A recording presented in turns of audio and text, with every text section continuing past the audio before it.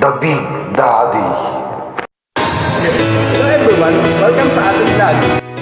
Today, pag-uusapan natin kung paano magiging ligtas through online. Kasi sa panahon ngayon, halos lahat naman tayo ay gumagamit ng internet para sa pag-aaral, komunikasyon at social media. Malaki na itutulong nito sa ating pang-araw-araw na buhay.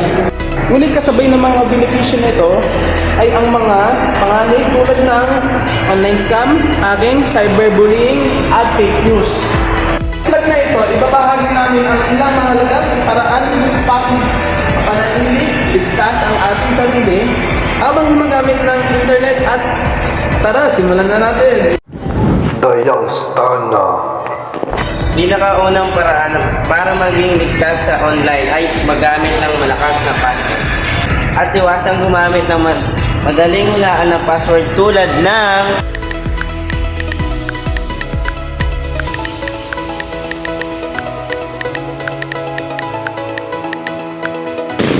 gumamit ng kombinasyon ng uppercase at lowercase letter number at special character.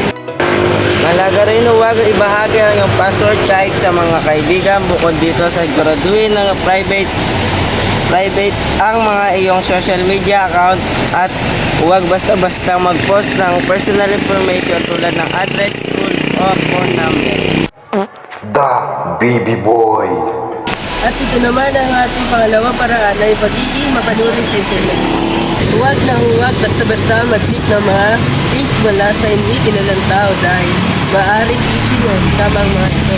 Kapag may natanggap na mensahe na humingi ng personal na impormasyon, huwag agad maniwala.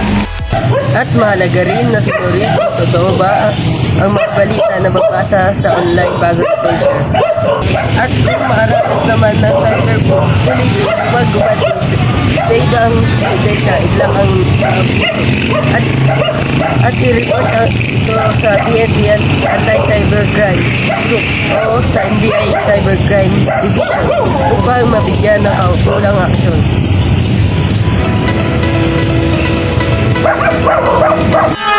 The Bisakol.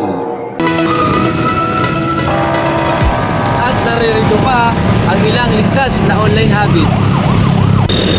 Una, mag-log out sa mga account kapag gumagamit ng public computer. Pangalawa, manatilihing updated ang apps at operating system ng inyong device dahil nakakatulong ito laban sa security threats. Pangatlo, mag-download lamang ng apps mula sa official na app store upang makaiwas sa malware at virus.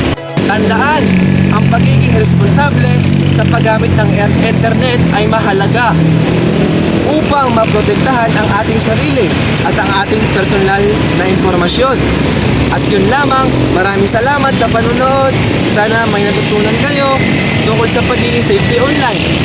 Tandaan, think before you click. Hanggang sa susunod naming vlog, paalam! The Sad Boy. Miss ko na yung baby ko. Joy, balik na sa akin, Joy.